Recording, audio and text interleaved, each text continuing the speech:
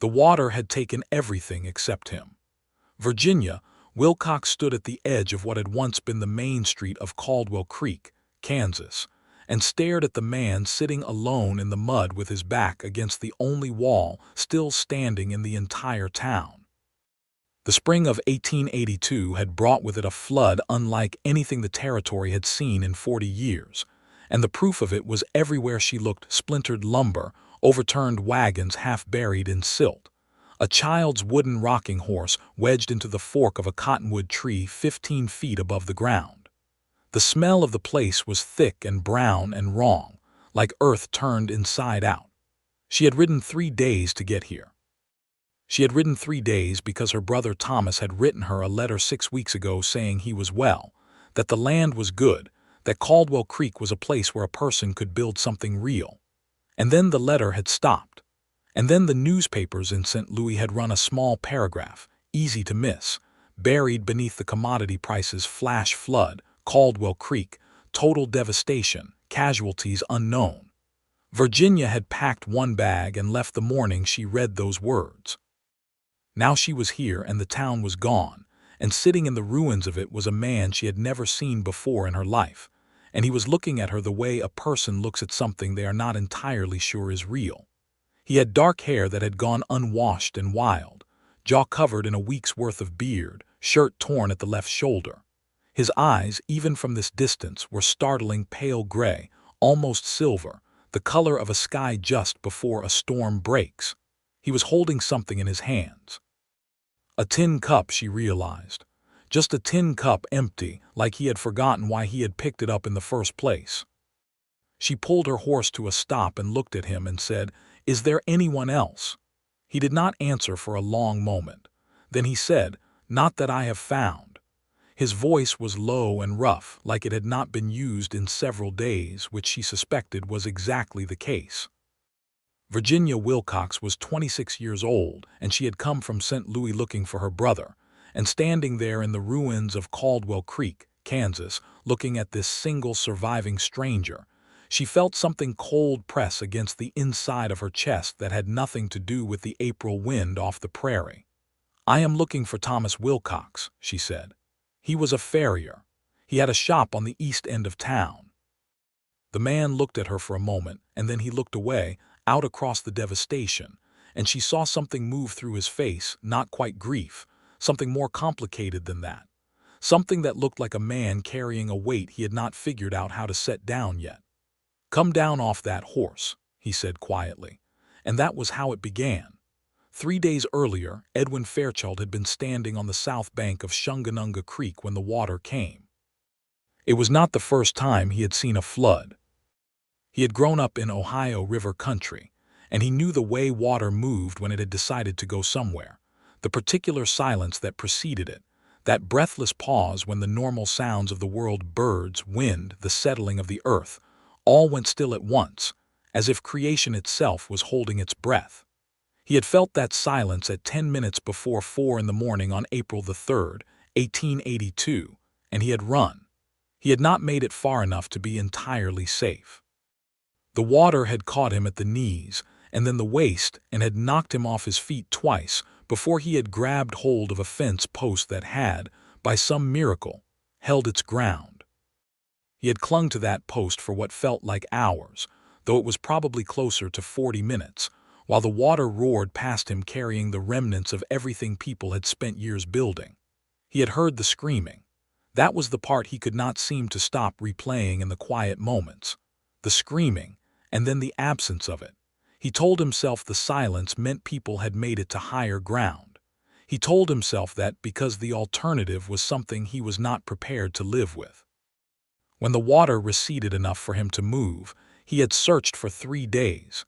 He had found no one alive. He had found evidence: a boot, a woman's shawl caught on a fence post, a child's alphabet primer swollen with water, but he had found no living person. He had buried what he found that needed burying, using a shovel he had dug out of the wreckage, and he had kept moving, and eventually he had stopped moving because there was nowhere left to go. He had been sitting against that wall for the better part of a day when Virginia Wilcox rode into what remained of Caldwell Creek. She came down off her horse the way she did everything. Edwin would later understand, with a kind of practical, forward-leaning grace, as if the ground were a problem she was in the process of solving. She was tall for a woman, dark-haired, with eyes that were an unusual shade of brown, almost amber, that caught the light differently depending on which way she turned. She wore a dark riding coat over a practical cotton blouse, and her boots were good ones, broken in enough to mean she was comfortable in them. She was not, he registered immediately, a woman who had spent her life being delicate. She tied her horse to a surviving piece of hitching post and walked toward him with the tin cup he had dropped when he had gone still at the sight of her. "I need you to drink some water," she said, holding the cup out to him. She had her own canteen over her shoulder, and she uncapped it and filled the cup and pressed it into his hands, and the gesture was so matter-of-fact and so unexpectedly kind that something locked up behind Edwin's ribs shifted a fraction of an inch. "Edwin Fairchild," he said, because it seemed like a thing he ought to say. "Virginia Wilcox," she said. "Did you know a man named Thomas Wilcox? He was 28, probably 6 feet, red hair, worked with horses." Edwin drank the water. He had known Thomas Wilcox. Not well. Caldwell Creek had not been a large town, fewer than 200 people, and a man who kept to himself the way Edwin had tended to generally knew people the way you know the furniture in a room, by shape and placement rather than intimate detail. But he had brought his horse to Thomas Wilcox's shop twice. A young man, solid and cheerful, the kind of person who made a place feel more anchored just by being in it. "I knew him," Edwin said. "He was a good man." He watched her face when he said it. He saw the way she registered the past tense. She was very still for a moment, very controlled, and then she sat down in the mud beside him, not across from him, not a careful few feet away, but right beside him, close enough that he could feel the slight warmth of her through the April cold, and she pressed both hands flat against her knees and stared straight ahead. "Did you find him?" she asked. "No," Edwin said, and that was the truth. He had not found Thomas Wilcox. He did not know what that meant, and he told her so. She nodded once, sharp and short, and said, "Then I am going to stay and look." Edwin looked at her sideways and thought several things in rapid succession. He thought that she would not find what she was hoping to find. He thought that the looking would be brutal and that she would do it anyway. He thought that she was one of the most genuinely determined people he had encountered in his 31 years on Earth, and he thought that he could not, in good conscience, let her do it alone. "Then I will help you look," he said. She turned and regarded him with those amber eyes, assessing him with the directness of someone who had learned that a quick judgment was more useful than a polite one. "You have already been searching for 3 days," she said. "I have," he said. "And you were going to do what exactly if you sat there long enough?" He thought about it honestly. "I had not decided yet," he said. Something in her expression shifted, not quite a smile, not quite, but the idea of one. "Well," she said, "now you have something to do." They spent the next 2 days searching Caldwell Creek and the land surrounding it. It was hard, ugly work, wading through silt, moving debris, cataloging what could be salvaged and what could not. Virginia had brought rope, a hand axe, dried provisions, and a medical kit in her saddlebag, and Edwin found himself watching her competence with a feeling that was 1 part relief and 2 parts something else entirely, something he did not immediately have a name for. She talked while she worked. Not constantly, not anxiously, but steadily, in the way of someone who processes the world through language. She told him about St. Louis, about the rooming house where she had lived for 3 years while working as a telegrapher for the Western Union office, about how she had learned the code because she had watched the operator do it and decided she could do it too. She had been right. She had walked in one afternoon and demonstrated her competency to a deeply skeptical supervisor named Mr. Horace Pratt, who had spent 6 months trying to find reasons to dismiss her and had eventually, grudgingly, given up and simply paid her the same wage he paid the men. Edwin listened to all of this and found that he was not simply being polite. He was genuinely interested. She had a way of telling a story that was precise without being cold, honest without being brutal. He told her less at first. He had a dark past with words, a history of keeping them locked behind his teeth like prisoners he was not sure deserved release. But Virginia had a way of listening that made silence feel less like a refuge and more like a missed opportunity. And on the second evening, sitting beside a small fire they had built from salvaged wood, he told her something he had not told anyone in Caldwell Creek. He told her he had come here from Colorado, from a mining town called Rattlesnake Bluff, where he had worked as an asser for a company called the Meridian Mining and Mineral Corporation, and that he had left Rattlesnake Bluff under circumstances that were not straightforward. Virginia looked at him across the fire and waited, and the quality of her waiting was such that it pulled words out of him, the way a current pulls a swimmer who has decided, finally, to stop fighting. "There was a man named Doyle Carver," Edwin said. "He was the company manager. He was falsifying the assay reports, recording lower grade ore values than the actual findings, pocketing the difference when the company undervalued the claims and bought them from the original settlers at a fraction of what they were worth. Families who had worked those claims for years. Good people." Virginia was very still. "I found out," Edwin said. "I had the records. I had the proof. I went to the territorial marshal and I gave him everything I had, and 3 days later, Doyle Carver was still walking around Rattlesnake Bluff, and I was receiving notes that suggested it would be in my best interest to be somewhere else." "What kind of notes?" Virginia asked. "The kind that come attached to a dead coyote on your doorstep," Edwin said flatly. She absorbed this. "And the marshal was receiving a stipend from the Meridian Corporation," Edwin said. "I found that out afterward. Did the families ever get their claims back?" "I do not know," he said, and that particular not knowing was one of the things that lived in his chest like a stone. "I had to leave before I found out."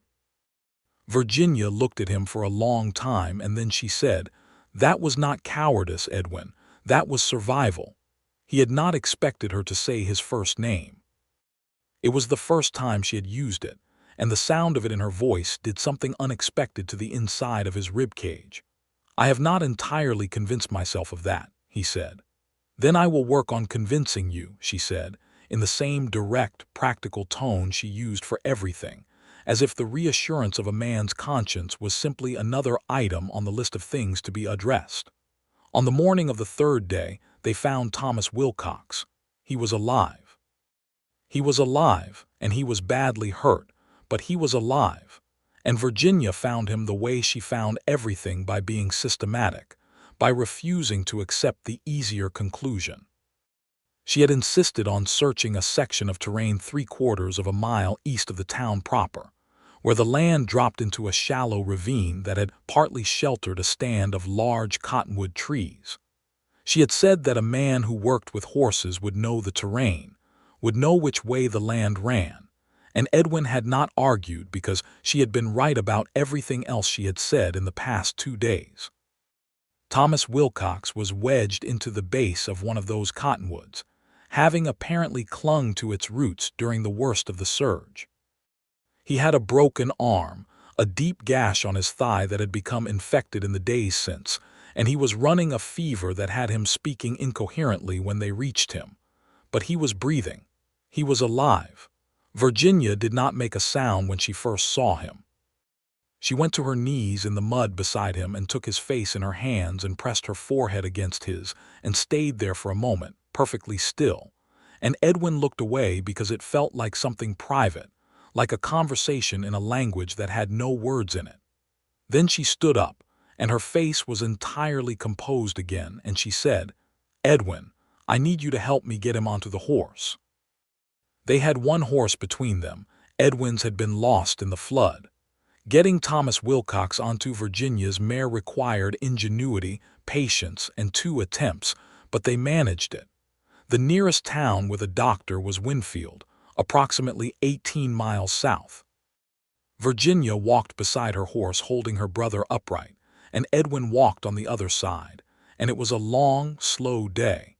And by the end of it, Edwin Fairchild was aware that something fundamental had changed in the interior geography of his life, and that the change had a name, and the name was Virginia Wilcox.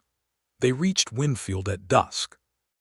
The town was larger than Caldwell Creek had been. A proper main street, a hotel, a land office, 3 saloons, a church, and a doctor named Harlan Pruitt who had practiced medicine since before the war and who had a manner that suggested he had seen most of what the world could produce and was not easily impressed. He was, however, impressed by the condition of Thomas Wilcox. "How is he still breathing?" Dr. Pruitt asked. "He is very stubborn," Virginia said. "It runs in the family." Dr. Pruitt looked at her over his spectacles and almost smiled. "Get him inside." The doctor's office had 2 back rooms he used for patients. He took Thomas in and worked on him for the better part of 2 hours while Edwin and Virginia sat in the front room. Edwin was exhausted in a way that went past physical, the deep-bone tiredness of several days of sustained crisis, and Virginia looked the same, though she sat perfectly upright as if her spine had opinions about the matter. At some point Edwin said, "You should try to sleep." "I will sleep when I know he is going to be all right," she said. Dr. Pruitt seemed competent. She agreed. "I have met competent doctors who lost patients anyway. I will sleep when I know." They sat in silence for a while. The sounds of the town came through the window, a piano from one of the saloons, voices, a horse somewhere. The ordinary sounds of a place that had not been destroyed, and Edwin found those sounds almost startling after the silence of Caldwell Creek. "Edwin," Virginia said, without looking at him, "what are you going to do after this?" He thought about it, truly thought about it. He had not had a plan when he came to Caldwell Creek. He had drifted there from Colorado in the way a man drifts when he is trying to put distance between himself and a dark past, without having any particular direction in mind. He had found work as a land surveyor for a small claim company, which was honest and useful, and had the advantage of keeping him mostly out of doors and mostly alone. He had not had strong feelings about staying, but he had also not had anywhere else in particular to be. "I am not sure," he said. Virginia turned and looked at him then, and there was something in her expression that was not quite assessment and not quite softness, but somewhere in the complicated territory between the two. "I am going to stay," she said. "Once Thomas is recovered. He came here to build something. The flood took the town, but it did not take the land grant. He still has the property. He will need help rebuilding." "You would give up the telegraph position in St. Louis?" Edwin asked. "The telegraph position in St. Louis was never mine," Virginia said. "Mr. Horace Pratt would have found a reason to end it eventually. He was patient, but he was not converted. I was filling a space until he found someone he preferred." She paused. "I have been looking for something real to build for a long time. Thomas was trying to show me it was possible." Edwin looked at his hands. He thought about Rattlesnake Bluff. He thought about the families whose land claims had been stolen. He thought about the fact that he had been drifting for over a year and that drifting, whatever its advantages, eventually wore through a person. "A land surveyor would be useful," he said, "in a town that is being rebuilt." Virginia was quiet for a moment. Then she said, "Yes, he would be." She said it in a way that was carefully neutral, carefully not weighted. But Edwin was beginning to learn the way she used language, the way she was direct about hard things and careful about tender ones, and he understood that the careful neutrality was itself a kind of answer. Dr. Pruitt came out 2 hours later and said that Thomas Wilcox would live, that the fever was manageable, that the arm would heal cleanly, and that the leg would heal with proper treatment and time. Virginia closed her eyes briefly and then opened them and thanked him in a voice that was very steady. She was allowed to sit with Thomas for a few minutes. Edwin stayed in the front room. When she came back out, she sat down beside him again, and this time she was close enough that their shoulders touched and neither of them moved away. "He talked to me," she said. "He is still feverish, but he knew me. He said my name." "Good," Edwin said.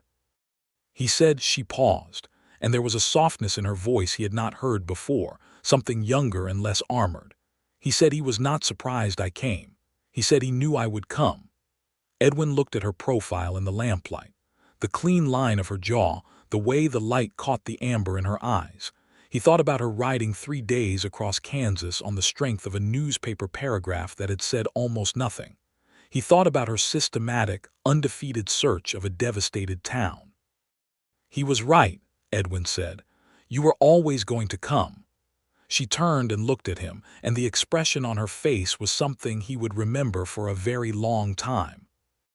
"Edwin," she said quietly, "thank you for searching, for not giving up before I got there." For she made a small, imprecise gesture with her hand, all of it.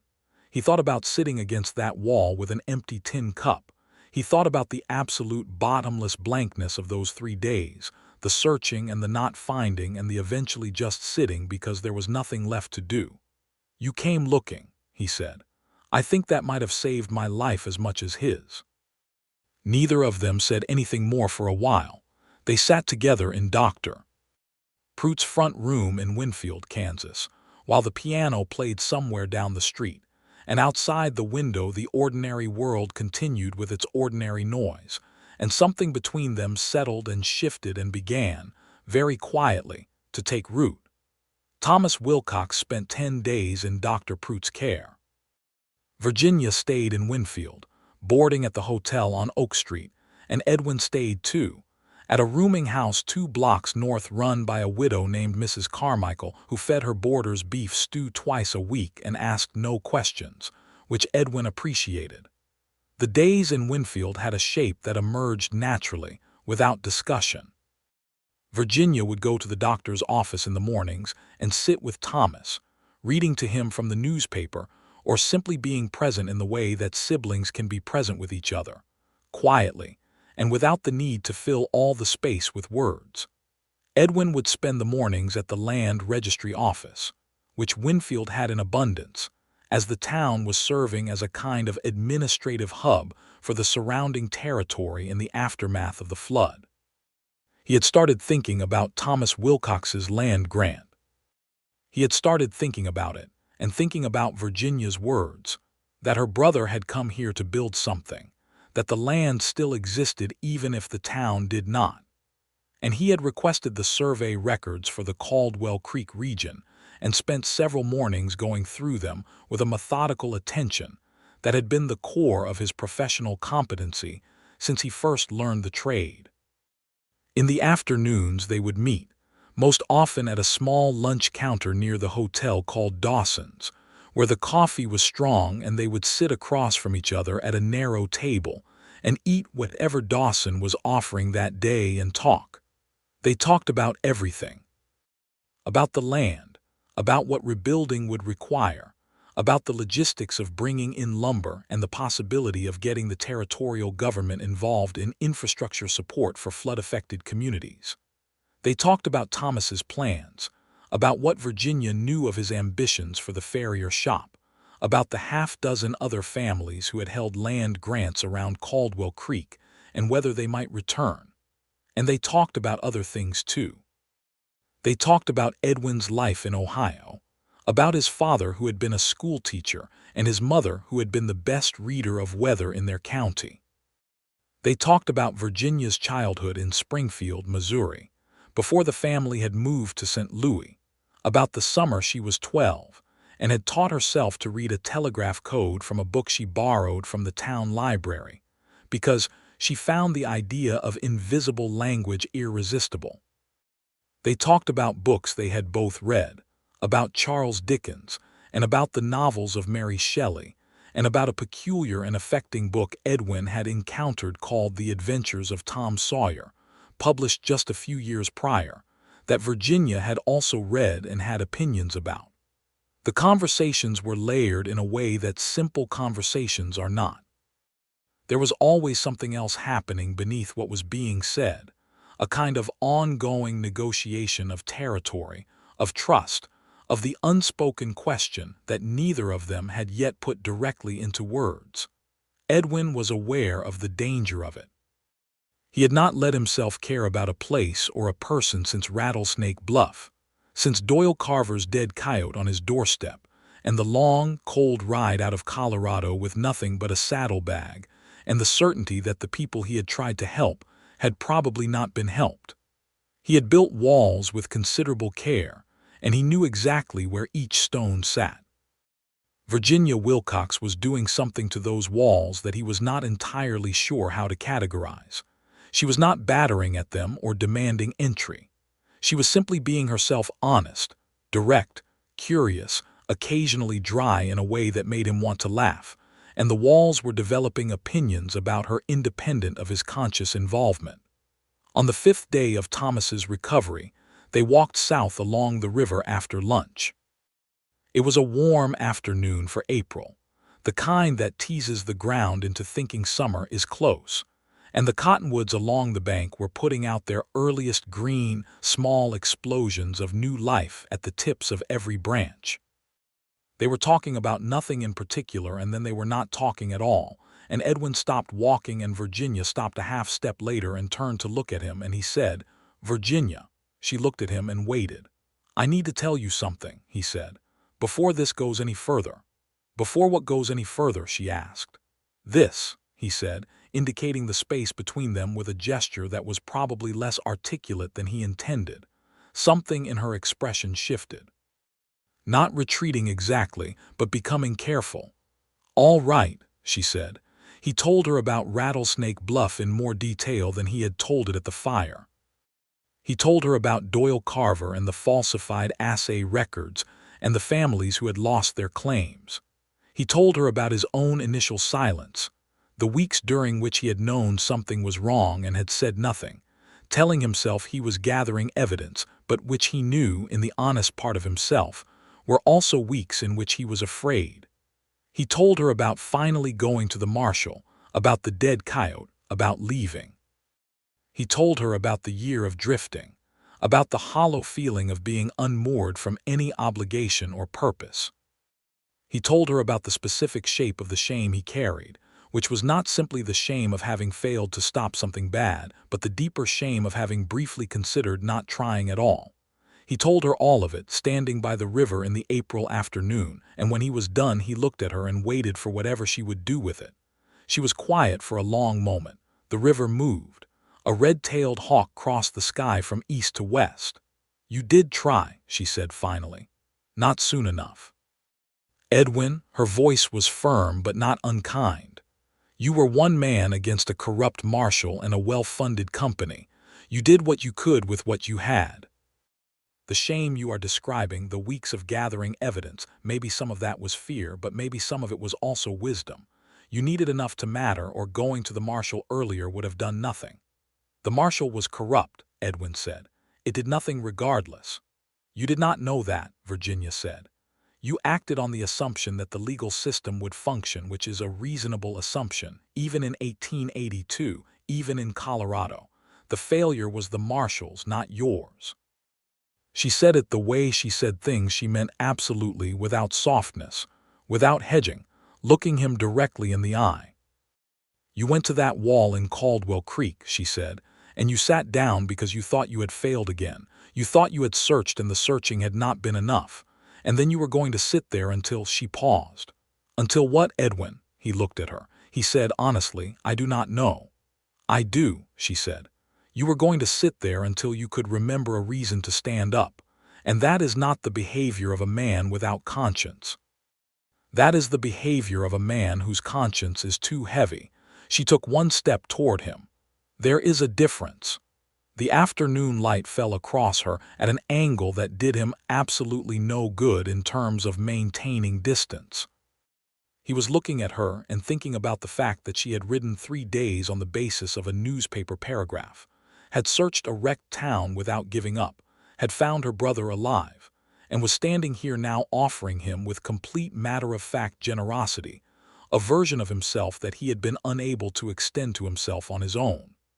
"Virginia," he said, "I am in considerable danger of caring about you very much." She looked at him with those amber eyes and said, in exactly the same careful tone she had used in Dr. Pruitt's waiting room, "Yes, I know. I am aware of the same problem." He laughed. He had not laughed properly in a very long time, and it came out slightly rougher than he intended, but it was real, and he saw her face change when she heard it, something in it relaxing that had been held tight. He reached out and took her hand. Her fingers closed around his immediately, without hesitation, and they stood there by the river in the afternoon sun, and everything around them was very ordinary and very good. And for the first time in over a year, Edwin Fairchild did not feel like a man without a reason to be anywhere. Thomas Wilcox was sitting up in bed and looking more himself by the time Edwin came to see him on day 7. Virginia had warned Edwin that Thomas wanted to meet him properly, which she had delivered in a tone that suggested she was mildly amused by the formality of the enterprise. Thomas was younger looking than Edwin had expected from Virginia's description, though perhaps that was the illness softening his features. He had her same directness, the same quality of looking at a person and meaning the look. "Virginia tells me you spent 3 days searching Caldwell Creek alone," Thomas said, "and that you helped bring me here." "I did," Edwin said, "and that you are a land surveyor." "I am." Thomas was quiet for a moment, looking at him with a measuring expression.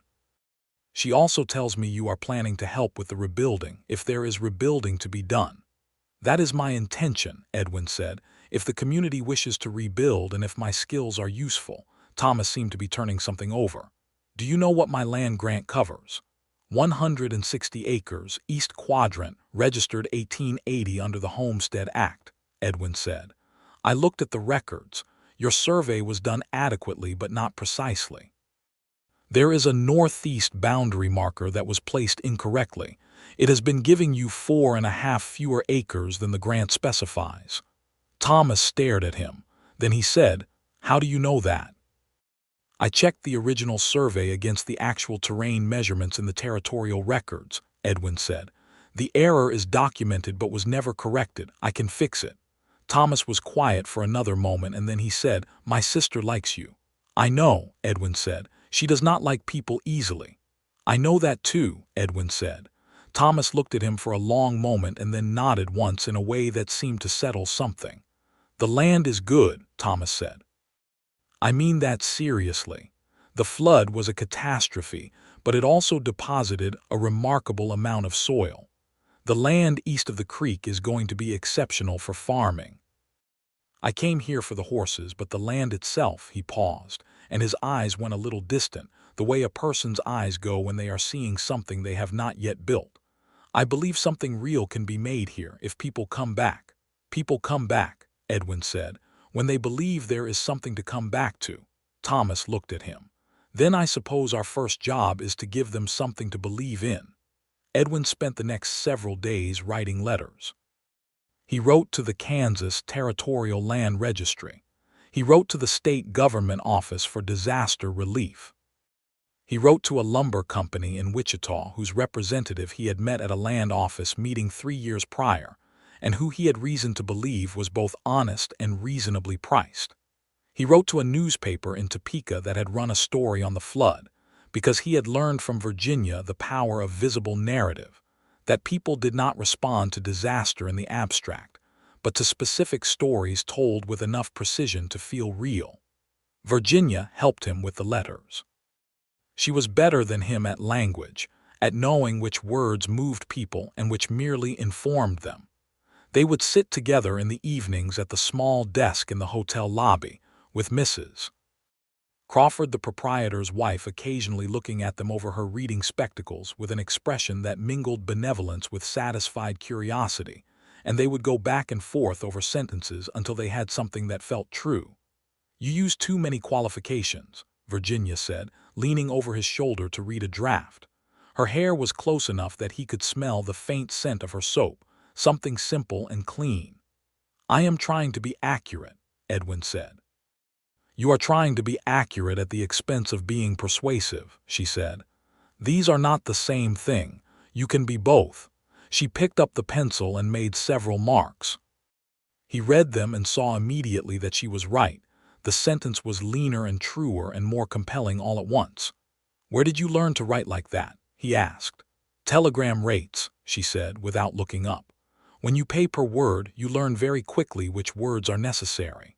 He thought about that for a moment and then laughed, and she looked up at the sound of it with an expression that suggested she was still not entirely accustomed to it and still entirely pleased by it. Thomas came home to the boarding house in Winfield, which was home for the moment at the end of the 10 days.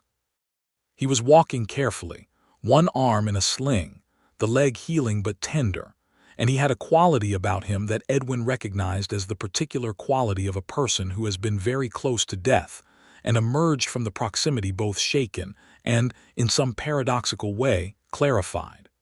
"Tell me the plan," Thomas said on his first evening back, sitting at the boarding house table over Mrs. Carmichael's beef stew. So Edwin told him. He laid out everything he had assembled in the past 10 days.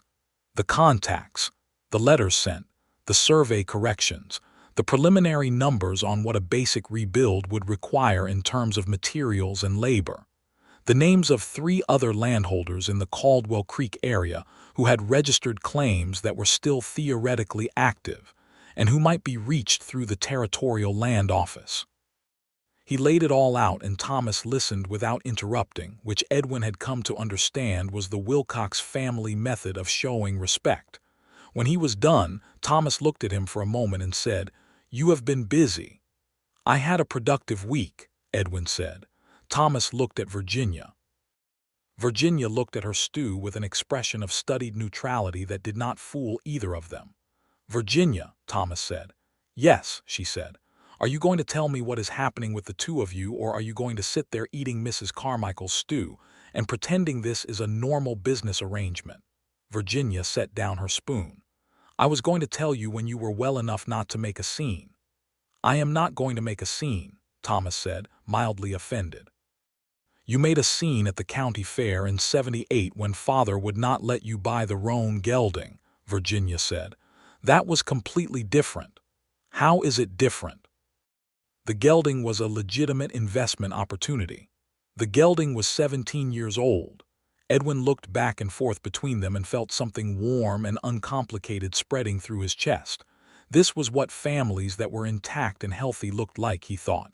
This was the texture of it. "I am very fond of your sister," Edwin said to Thomas directly. "I intend to be serious about that if she will allow it."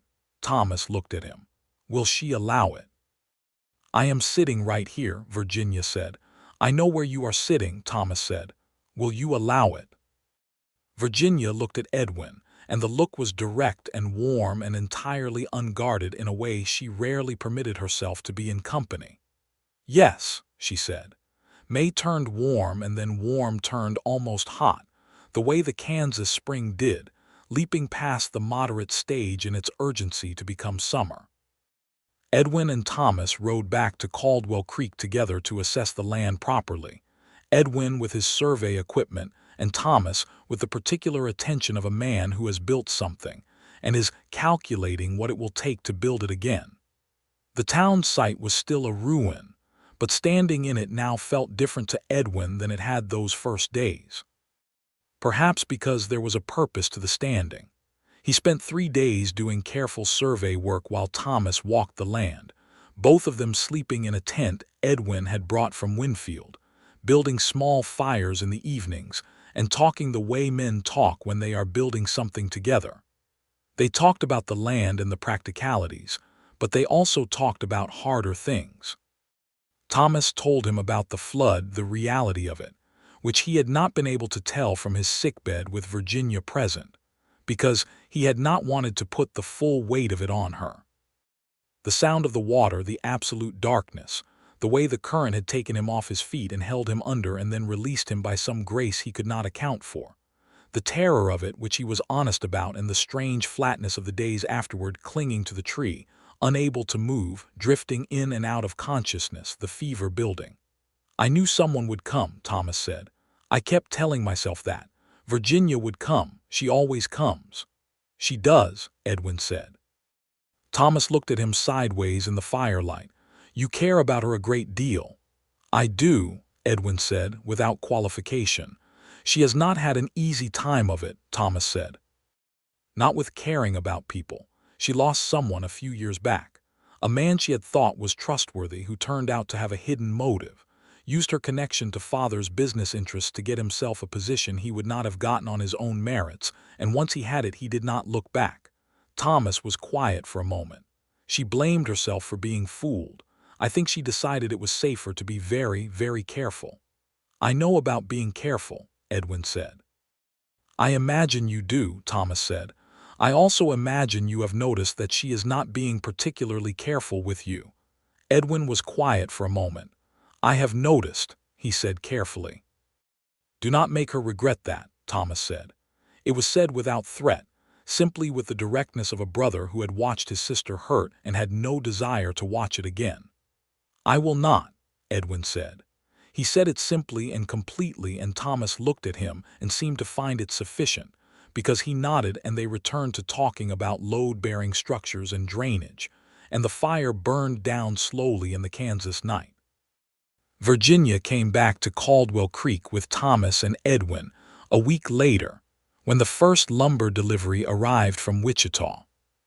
She came with a notebook and a pen, and a list of every registered landholder in the surrounding area, which she had obtained from the Winfield Land Registry through a combination of polite persistence and the particular brand of quiet implacability that Edwin was beginning to understand was her most powerful tool. 3 other families came back that first month. The Hester family, who had run the general store, arrived with a wagon full of supplies and 2 teenage sons who were willing to work. The Morrow family, who had held a farming claim to the west, came back as soon as they heard someone was building. And a man named Carl Becker arrived alone, saying his wife and daughter were staying with family in Hutchinson until there was a proper structure to return to, but that he was not the sort to let someone else do all the work on land he intended to farm. The activity of rebuilding had a particular quality, a particular rhythm, that Edwin had not experienced before. It was not like the solitary work of surveying, which suited him well but which was fundamentally isolating. It was communal in a way that surprised him with its warmth. There was something about the shared purpose of reconstruction, the building of something against the evidence of loss, that created a particular intimacy between people. Virginia was the center of it, though she would have denied this, and he knew better than to say it too directly. She was the one who kept the record straight, who knew which claim boundaries butted against which, and where the disputes were going to be before they became disputes. She was the one who wrote the letters to the Territorial Land Office that resulted, 6 weeks in a visit from a government representative who agreed that the flood-affected properties qualified for certain infrastructure assistance under a provision of territorial development law that most of the landholders had not known existed.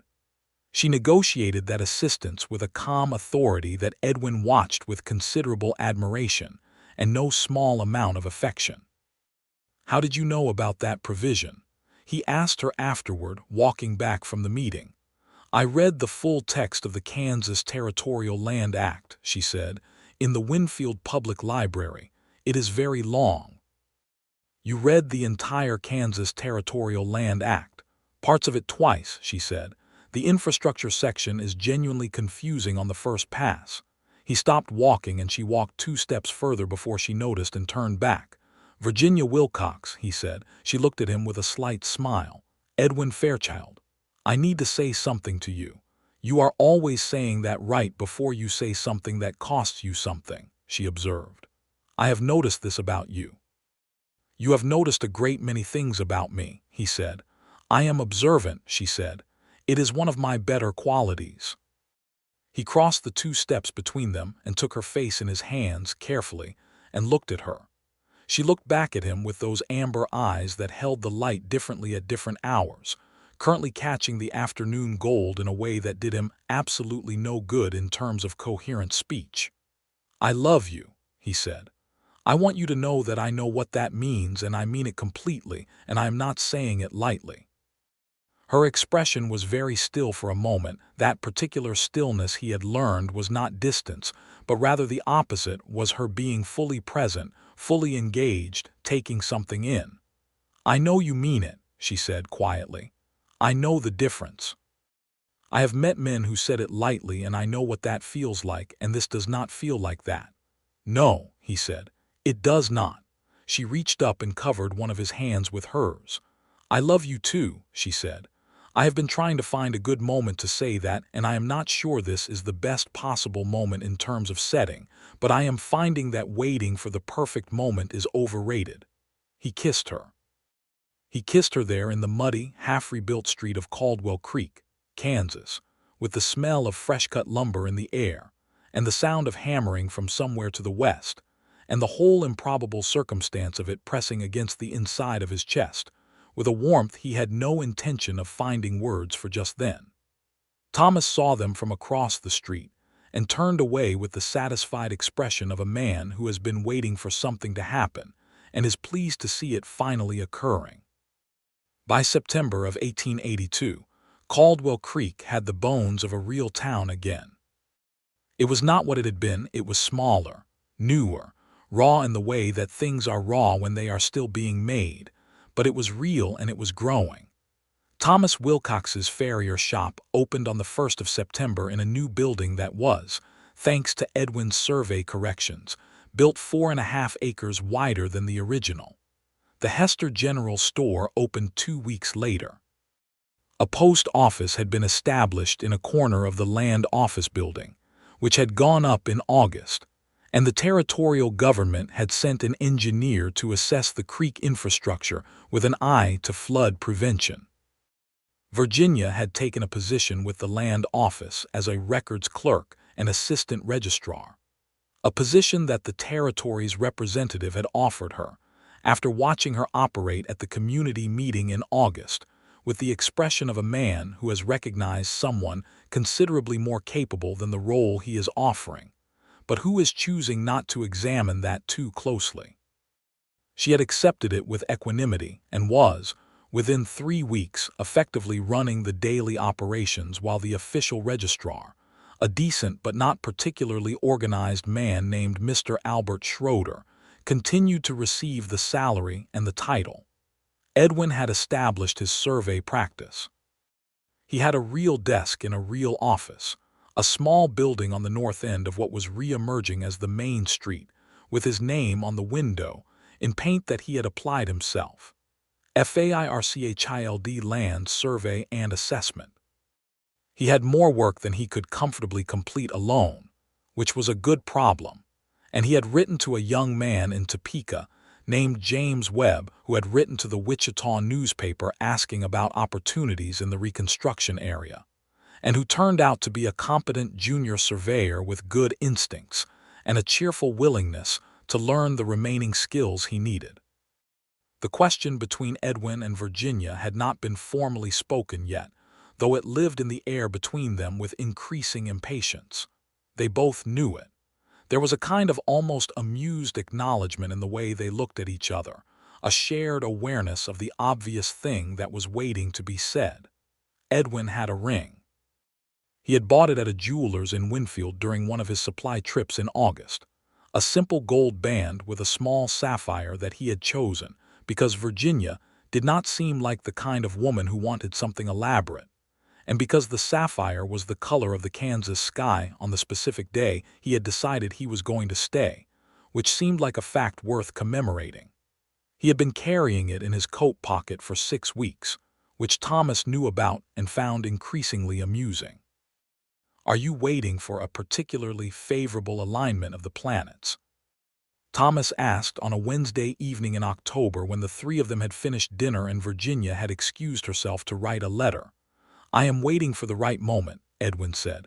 You told my sister that waiting for the right moment is overrated, Thomas said. Edwin looked at him. She told you I said that. She tells me most things, Thomas said. We are very close. Edwin stood up from the table. Going somewhere? Thomas asked. Finding a better moment, Edwin said, and went out the back door into the October evening. Virginia was sitting on the back step of the boarding house. They were all still boarding with Mrs. Carmichael, though Thomas had recently expressed intentions toward building proper housing on his claim as soon as the shop was established enough to free his time. She had her letter and her pen and the small oil lamp she had brought out with her, and she looked up when Edwin came out, startled. "Edwin, I have been carrying something in my pocket for 6 weeks," he said, "and Thomas has run out of patience on my behalf, and I believe that is a reasonable signal." She set down her letter and the pen very carefully. He sat down beside her on the step. It was wide enough for 2 people if they were not opposed to being close, which they were not, and he took the ring from his pocket and held it in his palm. She looked at it. She looked at him. "Virginia Wilcox," he said, "you rode 3 days across Kansas for your brother, and you found me sitting in the ruins of a town with an empty tin cup, and you handed me water and you handed me a purpose, and you did not once suggest that either of those things were remarkable things to do. You argued for the better version of me every time I tried to settle for a lesser one. You read the entire Kansas Territorial Land Act for a group of people you had only recently met. You are the most honest and the most capable and the most genuinely good person I have encountered in my life, and I love you completely, and I would very much like to marry you." She was quiet for a moment. Her hands were still in her lap. The lamplight made small gold movements across her face. "I would like to be able to say something as good as that back to you," she said. "You are not required to match it," he said. "I have been composing that for approximately 6 weeks." She laughed, and it was the most beautiful sound he had ever heard, clear and warm and entirely real. "Yes," she said. "Edwin, yes." He put the ring on her finger and it fit, which he had been quietly anxious about, and she looked at it on her hand with an expression that was not the expression of a woman receiving a thing she expected, but of a woman receiving something she had not entirely believed was coming, and was only now allowing herself to want.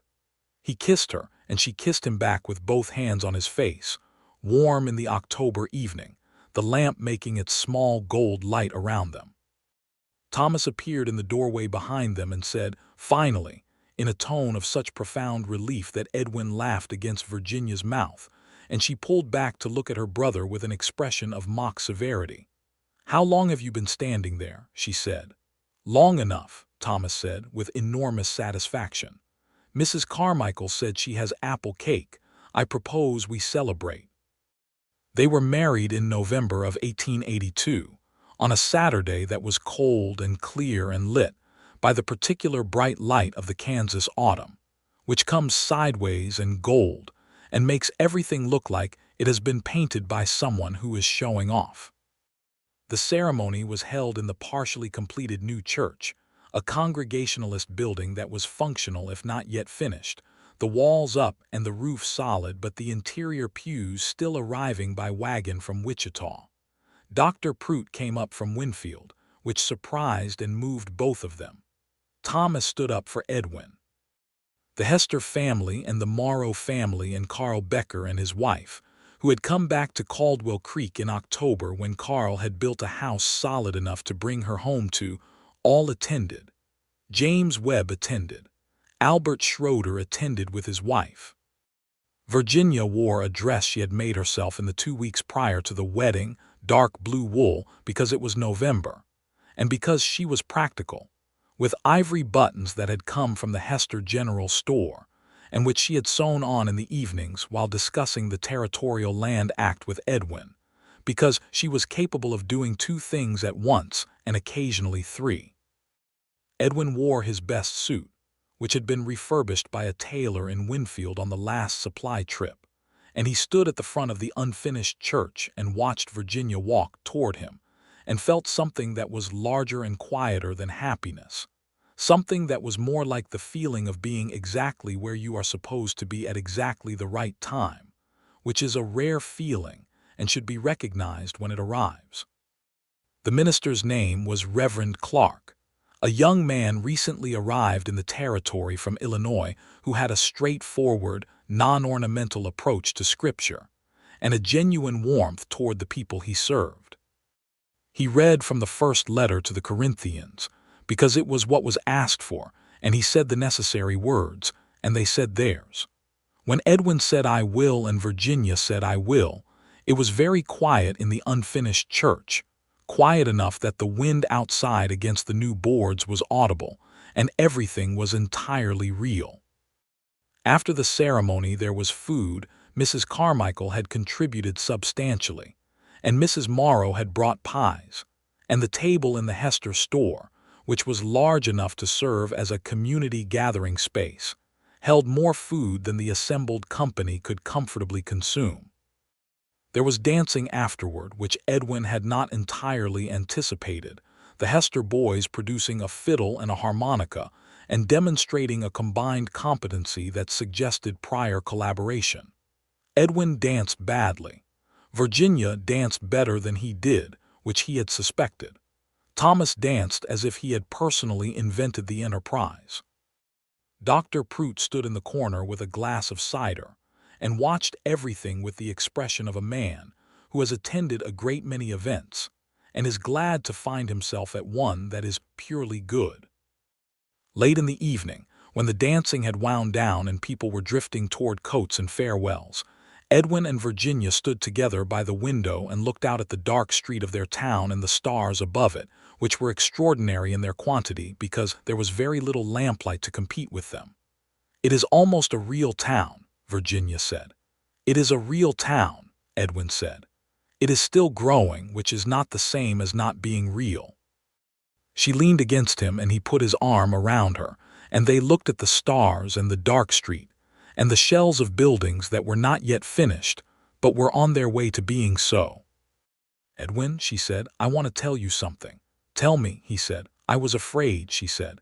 "When I rode here those 3 days, I did not know what I was going to find. I was afraid it was going to be too late, not just for Thomas, but for the idea that the things you hope for are actually possible. I had been afraid of that for a while. Since the man Thomas told you about, though Thomas should probably not have told you that." "He told me because he loves you," Edwin said. "I know," she said. "I am not angry about it. But what I want to tell you is I am not afraid anymore. I have not been afraid for a while." "Not since," she paused, and he felt the slight movement of her against him as she took a breath. "Not since you sat up from that wall and looked at me like I might be real." He held her a little tighter. "You were absolutely real," he said. "You were the most real thing I had seen in a year." "Good," she said. "Then we are even."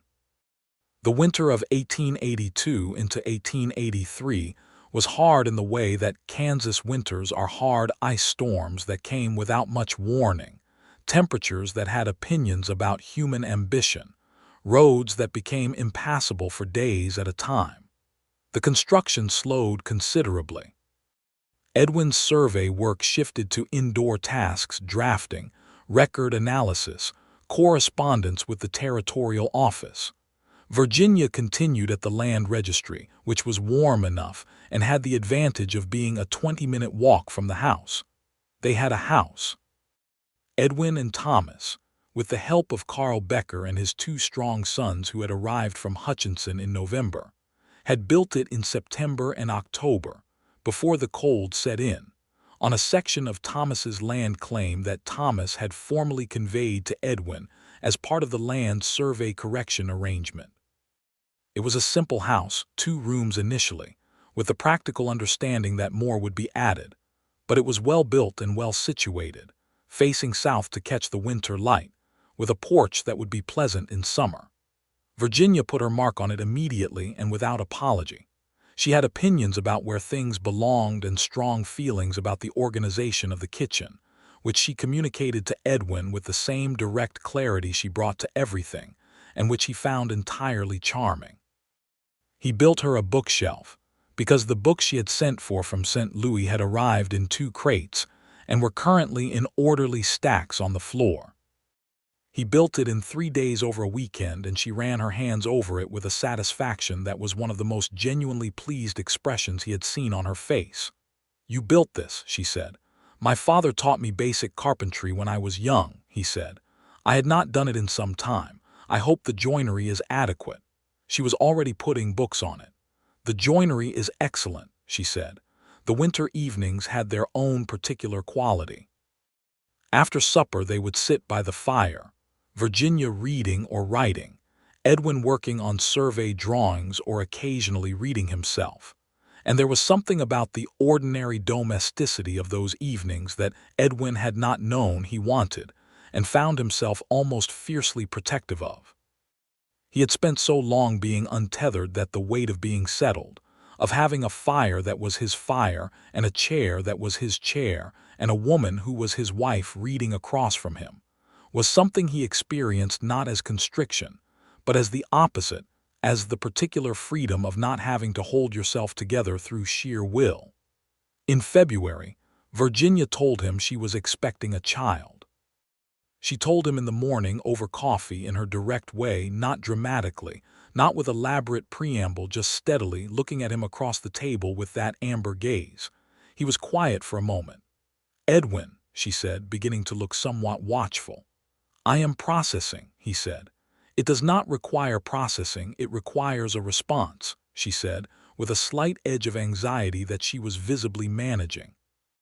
He stood up from the table and came to her side of it and crouched down beside her chair and took her hands. "Virginia," he said. He stopped, because the word he had first selected was insufficient. "I am full of something I do not have a precise word for. It is not the kind of feeling that fits in a sentence very neatly." She looked at him. "Is it a good feeling?" "It is the best feeling," he said. "It is possibly the best feeling I have ever had, and I am going to need a few minutes to organize it before I can be articulate about it." She exhaled in a way that suggested she had been more anxious than she let on. "Come here," he said, and she leaned down and he held her, there in the kitchen by the morning fire, and he pressed his face against her hair and thought about the improbability of all of it. The flood, the ruins, the woman who had come riding out of nowhere looking for her brother, the chain of decisions and accidents and acts of persistence and courage that had brought them here to this kitchen in February, with a child beginning somewhere between them. He thought it was the most unlikely beautiful thing he had ever been part of. Thomas took the news with the joy of a man who has been waiting for it and cannot entirely disguise his delight. He visited 3 evenings later with a bottle of good whiskey that he said he had been saving for a special occasion, and which they shared over dinner, Virginia abstaining from the whiskey with a pointed practicality that made Thomas laugh. Spring came slowly and then all at once, the way it always does. Edwin's survey practice was busy enough by April that James Webb was genuinely indispensable, and Edwin was thinking about formally making him a partner, an idea he discussed with Virginia over several evenings, and which she encouraged with the observation that Webb had good instincts, and that a man who respects good instincts in a junior partner generally keeps them. In May, a letter arrived. Edwin recognized the return address before he opened it, a legal office in Pueblo, Colorado, which he had written to over the winter on something of an impulse, a letter to a land attorney whose name he had kept from his time in Rattlesnake Bluff, asking whether there had been any developments in the matter of the Meridian Mining and Mineral Corporation and Doyle Carver's falsified assay records. The response was substantial. Doyle Carver had been arrested in January of 1883, 14 months after Edwin had fled Colorado. The arrest had come not through Edwin's evidence to the marshal, which had indeed been buried by the corrupt Marshal Patterson, but through a secondary investigation conducted by a territorial inspector who had been sent in response to a petition signed by 17 of the defrauded landholding families.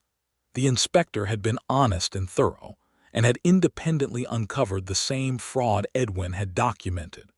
Marshal Patterson had been removed from his position. Doyle Carver was awaiting trial. Several of the families who had been fraudulently dispossessed of their claims were engaged in a civil process to recover damages. Edwin sat with the letter for a long time. He had done the right thing. He had done it imperfectly, and he had left before he saw it through, and the machinery of justice had been slow and compromised, and had required other people to do additional work before it functioned correctly. But the thing he had tried to do had eventually been done, not by his hand but through the aggregate pressure of many hands, including his own. Virginia found him sitting with the letter and read it over his shoulder when he held it out to her, and when she finished, She put her hands on his shoulders from behind and pressed her forehead briefly against the back of his head. "There it is," she said quietly. "There it is," he agreed.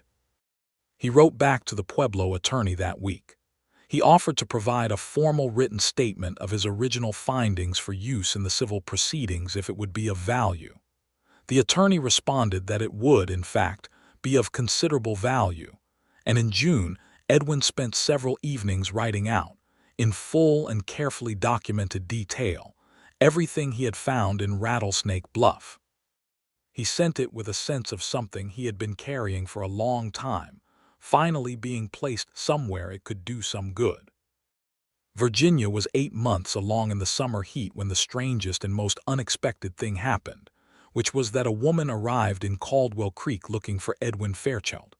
She came on a Tuesday in July, driving a small wagon, and she was in her late 40s with a weathered face and steady eyes, and she asked at the land office for Mr. Edwin Fairchild, and Virginia, who was at the land office, told the woman she would take her to him.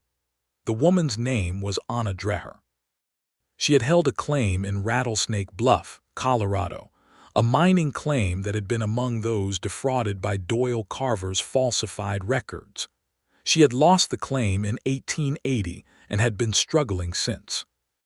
The civil proceedings were ongoing and the outcome was not yet certain, but she had read the statement Edwin had submitted and had found the attorney in Pueblo willing to share his name and general location.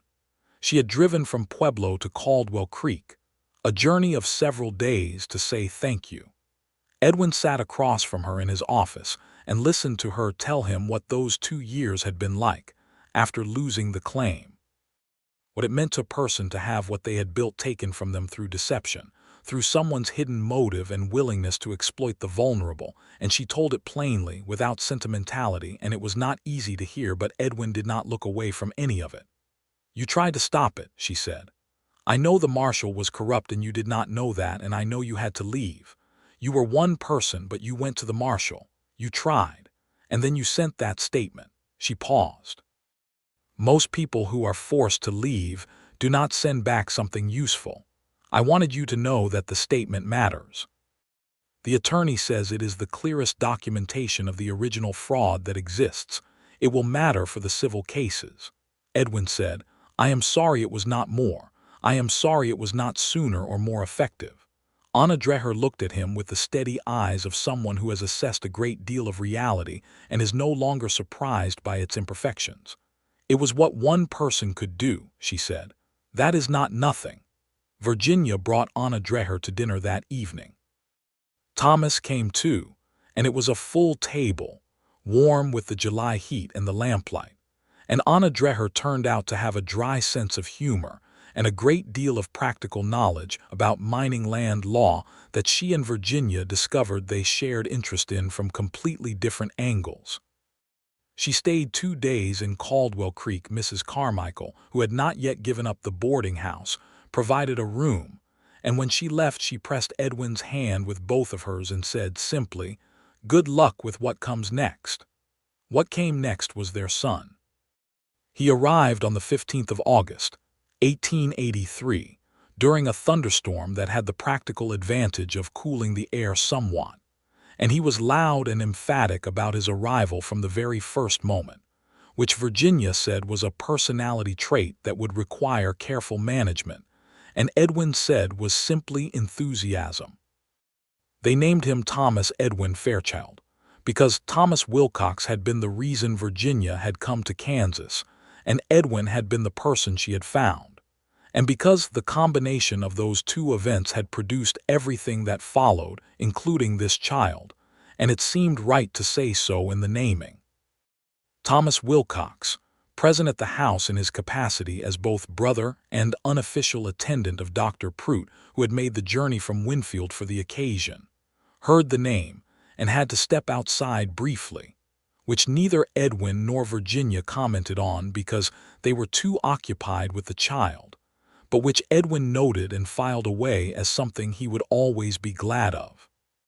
Young Thomas was substantial and healthy, and had his mother's amber eyes and his father's dark hair, and a disposition that was, from the first weeks, curious about everything within his reach, and energetically dissatisfied with his reach's current limitations, which Virginia said was entirely his father's character and Edwin said was entirely his mother's.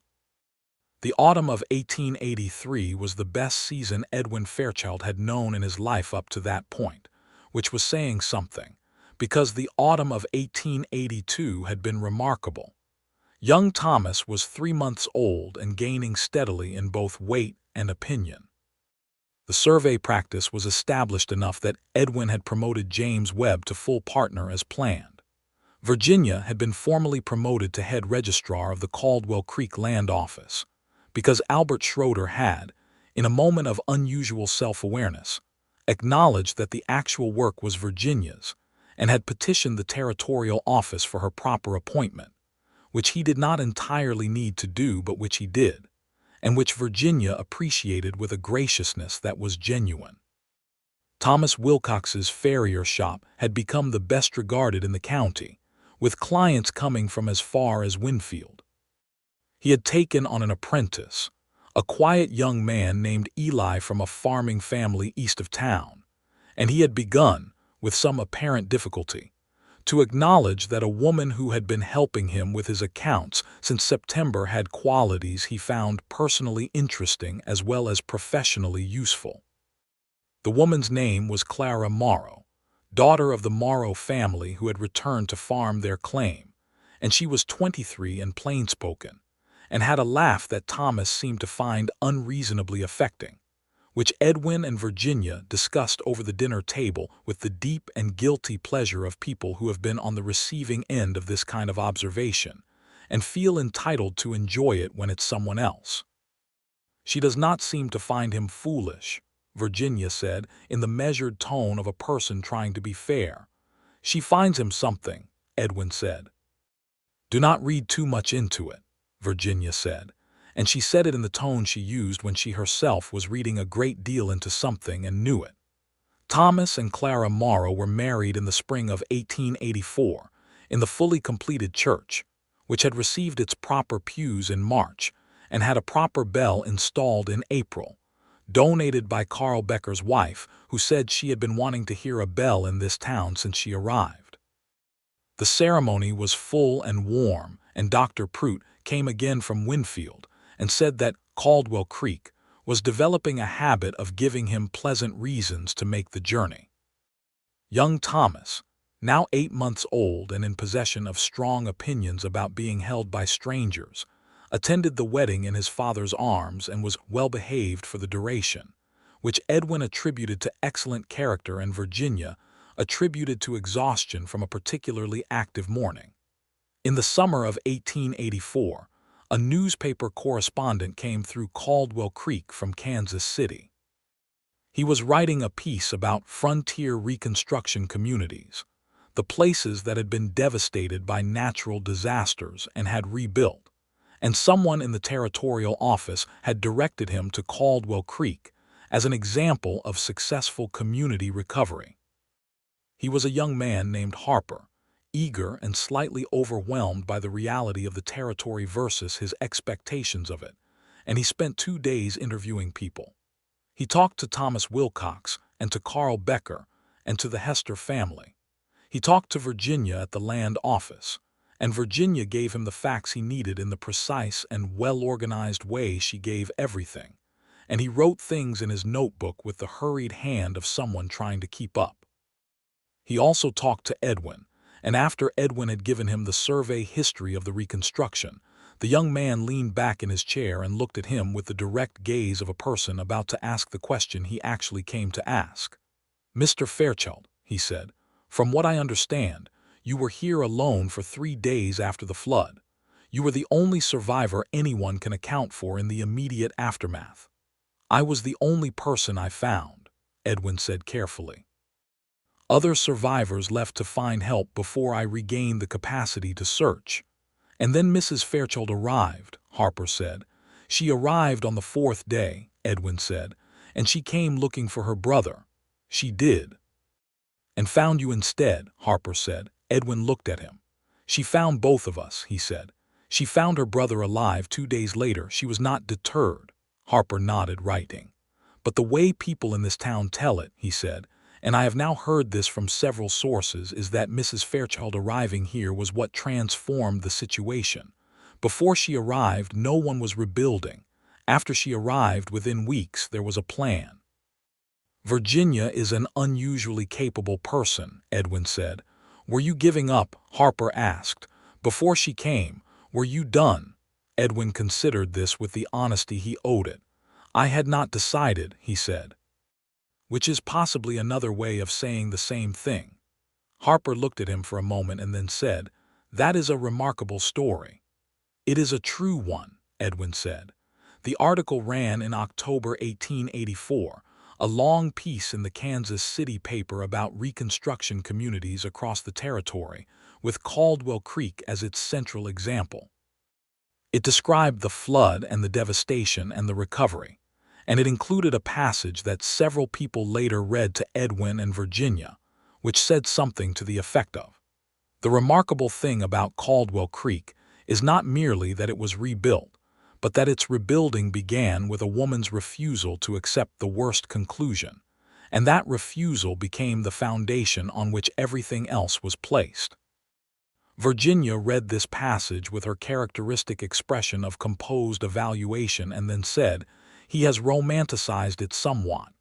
He has gotten the essential truth of it, Edwin said. She looked at him. You are romanticizing it too. I am the man who was sitting against that wall, Edwin said. I have full authority to romanticize whatever I like about my own rescue. She set the newspaper down and looked at him with an expression that was several things at once: amusement, affection, something softer and more private underneath both. You did not need rescuing, she said. You needed company. You are the best company I have ever had, he said. She came to where he was sitting and sat down beside him, close, the way she always did, with the comfortable familiarity of people who have shared a house and a fire and a life through seasons and work and loss and joy. Young Thomas, now 14 months and in full independent locomotion, came toddling in from the back room at that moment with a wooden spoon he had obtained from somewhere and an expression of absolute purpose, and both of his parents turned to look at him with the peculiar specific fullness that children produce in the people who made them. Where did you get that? Virginia asked. Young Thomas held up the spoon with the air of a man presenting evidence. He is very like you, Edwin said. He is exactly like you, Virginia said. He has a thing and he is convinced it is the right thing and he cannot yet explain why. That is a reasonable description of me, yes, Edwin said. She leaned her head against his shoulder, and he leaned his cheek against the top of her head, and young Thomas continued across the room with his spoon and his absolute conviction. And outside the window of the house that Edwin had built on the land they had decided together to make their home, Caldwell Creek, Kansas, went about its business in the October afternoon, real and growing and fully alive. 2 more years passed, and they were good years. Edwin and James Webb expanded the survey practice and were eventually contracted by the county to produce the definitive land map of the surrounding territory, a project that took 8 months and produced a document that would hang in the county seat at Winfield for decades. Virginia was appointed to a position with the State Land Registry in a formal capacity that required her to travel to Topeka twice a year, which she did with professional satisfaction, and young Thomas, who was by then 2 and then 3, tolerated with considerable noise. Thomas and Clara Wilcox had a child of their own in 1885, a son they named David, who arrived with the enthusiastic squalling of a person who intends to be noticed, and the 2 families spent Sunday dinners together with a regularity that became one of the structuring rituals of their weeks: children and food and talk, and the kind of laughter that belongs to people who know each other well enough to be entirely themselves. In the spring of 1886, Virginia told Edwin she was expecting again. This time he was not quiet for a moment. This time he came to her immediately and held her with a completeness that left no room for anxious waiting, and she laughed into his shoulder and said, I take it this meets with your approval." "It meets with my absolute and complete approval," he said. Their daughter arrived in November of 1886, in a snowstorm that made the August thunderstorm of young Thomas's birth seem mild. She was smaller than her brother had been, but no less emphatic, with her father's gray eyes that would gradually become something closer to her mother's amber as she grew, and dark hair that curled slightly at the temples. They named her Anna, for a woman from Rattlesnake Bluff, Colorado, who had driven her wagon across several states to say thank you for one act of imperfect, inadequate, necessary courage. Edwin held Anna Fairchild in the lamplight of their bedroom while the snow came down outside, and Virginia slept the heavy sleep of a woman who had worked very hard and deserved a great deal of rest, and he thought about the full, improbable map of the last 4 years. The flood and the ruin and the woman who had come riding out of the Kansas plain. The searching and the finding. The letters and the surveys and the building. The love that had started in mud and disaster and had become this house, this child in his arms, this life that was nothing like the drifting emptiness of the man who had sat against a wall with an empty tin cup. He thought about Anna Dreher's words. It was what one person could do. That is not nothing. He looked at his daughter. He thought about everything one person could do. Everything a determined, stubborn, impossible, extraordinary person could do when they refused to accept the worst conclusion. Virginia had come looking for her brother, and she had found a ruined town and a man who had almost given up, and she had done what she always did. She had looked at the situation clearly and directly, and had decided that the best course of action was to stay and to build. He thought there was no adequate word for what he felt about her. He had several, and they were all insufficient. Love was the closest, but love was a word that covered too much territory, including territory that had nothing to do with what he meant. What he meant was more specific than love and also larger than it. The absolute, grounded, unquestionable knowledge that this person, this specific person, was the person whose presence made every other good thing possible. Young Thomas appeared in the doorway in his nightshirt, 3 years old and extremely awake despite the late hour. "Baby," he said, looking at Edwin with large, solemn eyes. "Baby," Edwin confirmed. Thomas padded across the floor and stood beside his father and looked at his sister with an expression of grave deliberation. "Is it staying?" he asked. "She," Edwin said. "And yes, she is very much staying." Thomas considered this for a moment, then nodded with the air of someone who has reviewed the available information and found it acceptable, and Edwin shifted the baby slightly and put his other arm around his son, and they stood there together in the lamplight while the snow fell on Caldwell Creek.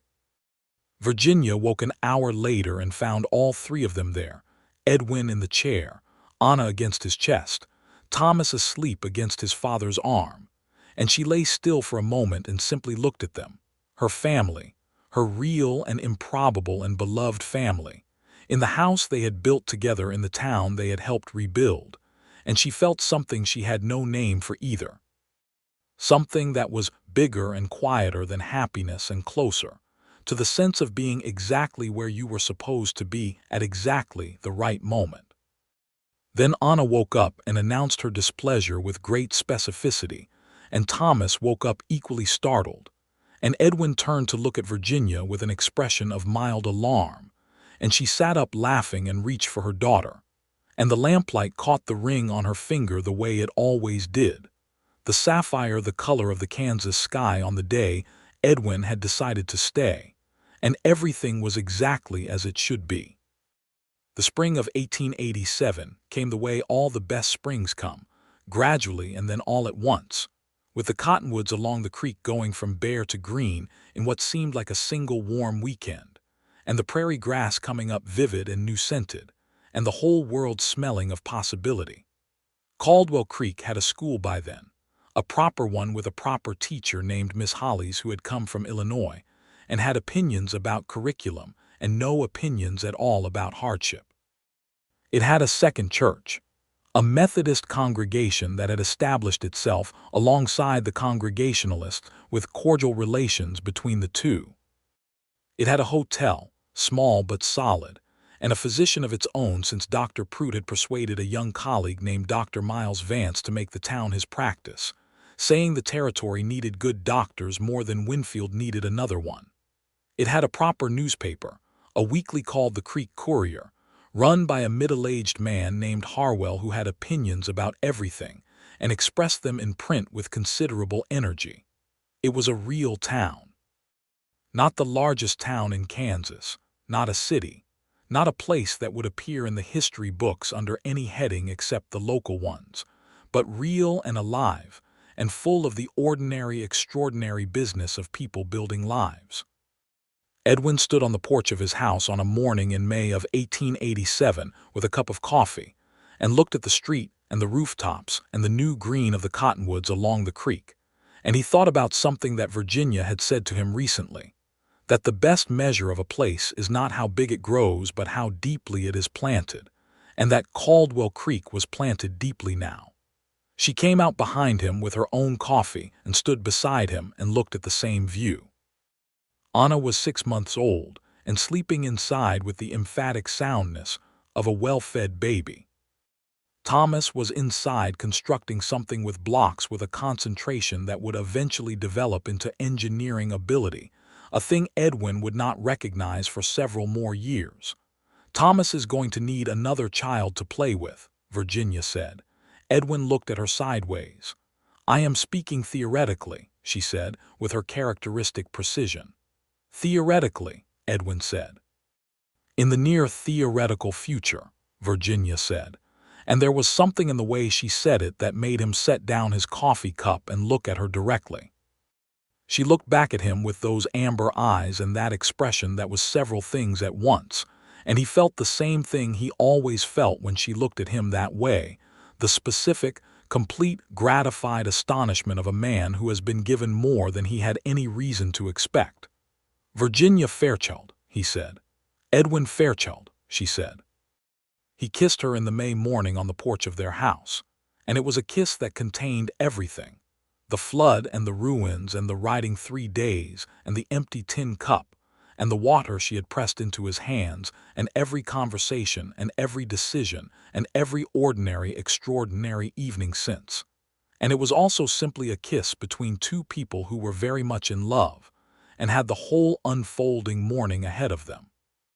The prairie stretched out to the south in the full green of its spring abundance, and Caldwell Creek, Kansas, went on being alive, and everything that had been broken had been built back better, and the man who had been the last one standing in the wreckage of a flood and the woman who had come looking were standing together in the morning sun, and they were home.